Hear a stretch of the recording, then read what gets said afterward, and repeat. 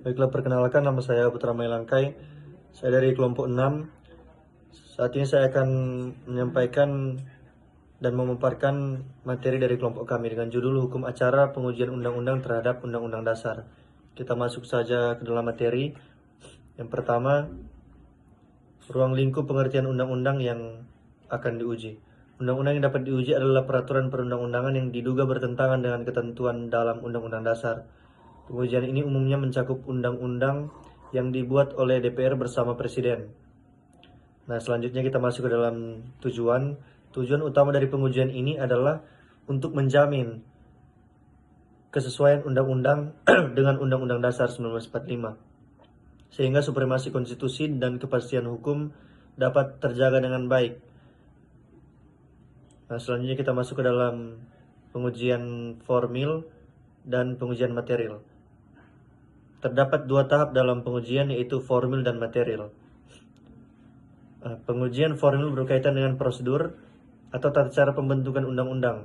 Apakah proses legislasi telah sesuai dengan ketentuan Undang-Undang Dasar atau tidak.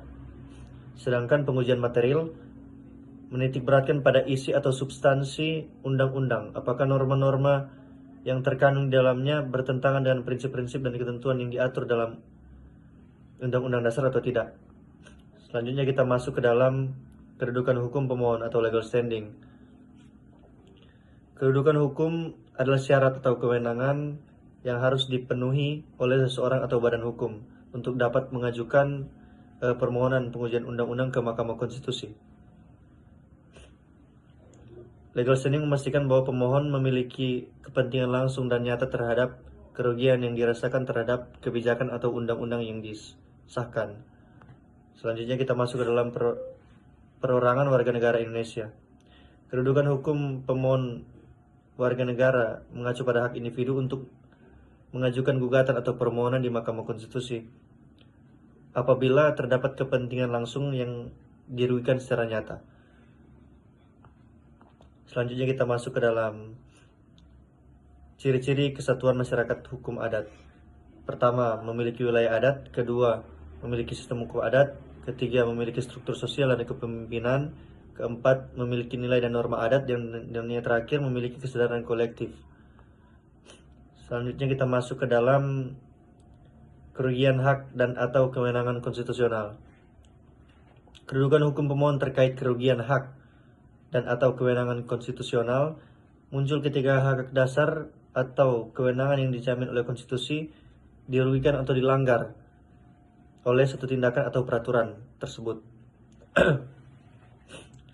Selanjutnya kita masuk ke dalam posisi pembentukan undang-undang dalam persidangan. Posisi pembentuk undang-undang dalam persidangan adalah sebagai pihak yang memiliki peran sentral dalam proses pengujian undang-undang di pengadilan, terutama dalam perkara pengujian undang-undang terhadap konstitusi. Pembentuk undang-undang seperti DPR dan Presiden biasanya dihadirkan sebagai pihak terkait atau tergugat yang akan memberikan penjelasan, pembelaan, atau substansi terhadap undang-undang yang akan diuji. Selanjutnya kita masuk ke dalam pembuktian.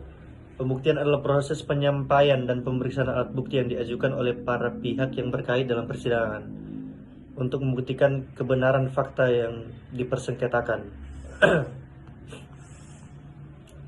Selanjutnya kita masuk ke dalam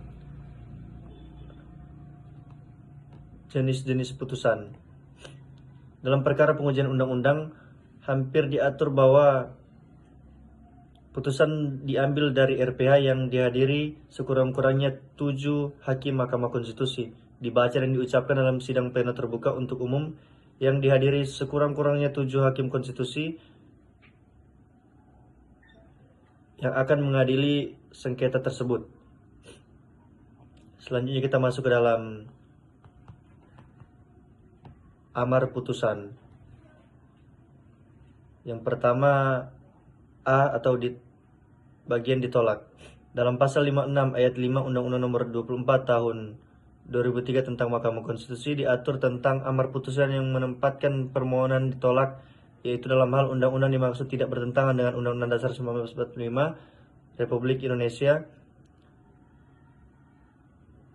baik mengenai pembentukan maupun materinya, sebagian atau keseluruhan atau putusan menyatakan permohonan ditolak. Baiklah, sekian dari penyampaian materi dari saya, dan saya ucapkan terima kasih.